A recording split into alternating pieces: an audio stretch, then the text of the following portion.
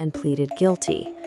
To understand the scope of what he admitted to, look at this diagram.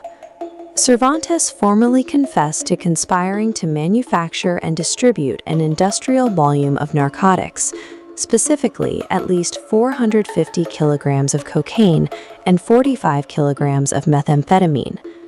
Taking that massive volume and mapping it over time reveals the true scale of the operation.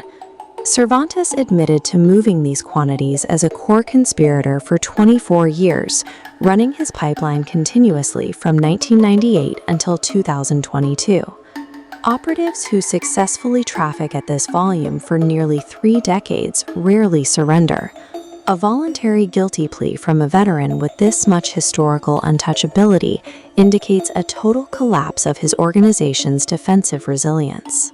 His ability to evade capture for so long was rooted in his criminal origins, which began with operations inside the Millennial Cartel.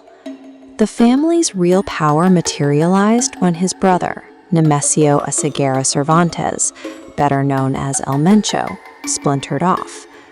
El Mencho co-founded the Jalisco New Generation Cartel, building it into one of the most powerful and well-armed criminal organizations in Mexico. Operating directly beneath his brother's hyper-violent syndicate provided Antonio with an absolute, localized shield. The bloodline guaranteed his protection. For Cervantes to plead guilty in an American court, a specific sequence of legal, military, and economic forces had to systematically dismantle that family protection and force him to capitulate. The first defensive wall fell in February 2025, when Cervantes was officially extradited to the United States to face prosecution. Extradition forcefully pulls a defendant out of their geographic power base. The local leverage that keeps a cartel boss safe in their home region disappears the moment they cross the border. The U.S. federal court environment neutralizes the survival tactics that cartel networks rely on. In a foreign district court, localized intimidation and regional bribery hold absolutely zero weight. This physical removal initiated his vulnerability. Stripped of his home turf, an insulated cartel boss immediately became an isolated defendant. Exactly 1 year after his extradition, in February 2026, the Mexican military launched a massive operation in the state of Jalisco. The target of the strike was the ultimate high-value asset, the cartel's founder. By the end of the operation, Antonio's brother, El Mencho, was dead. The military escalation required to eliminate the founder was extreme. During the clashes, 25 members of Mexico's National Guard were killed in action. The civilian fallout from the raid was immediate. The resulting regional unrest prompted urgent warnings from officials, telling international tourists to pause all travel to the area.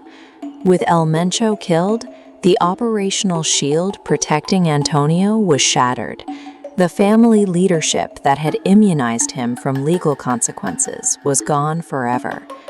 By late July 2026, Cervantes was facing the reality of federal drug charges. Mounting a viable defense against the U.S. government requires immense, highly liquid capital. Just days before his scheduled court appearance, the U.S. Treasury Department deployed a devastating economic weapon. This diagram outlines the targets of those sudden sanctions. The government froze the assets of roughly 50 specific individuals and front organizations actively associated with the Jalisco New Generation Cartel. Watching this network break down illustrates the immediate effect of the sanctions. Freezing these localized assets instantly starved his defense of its remaining illicit funding.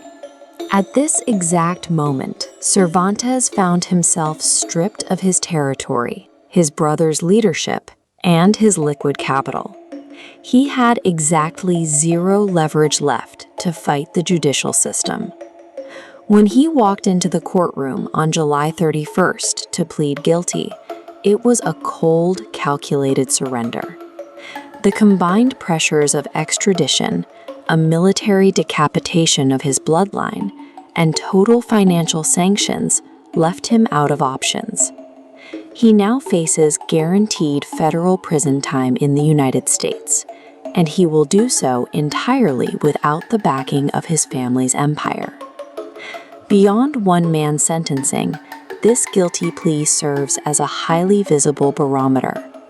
It exposes the current structural vulnerability of the Jalisco New Generation Cartel's remaining leadership.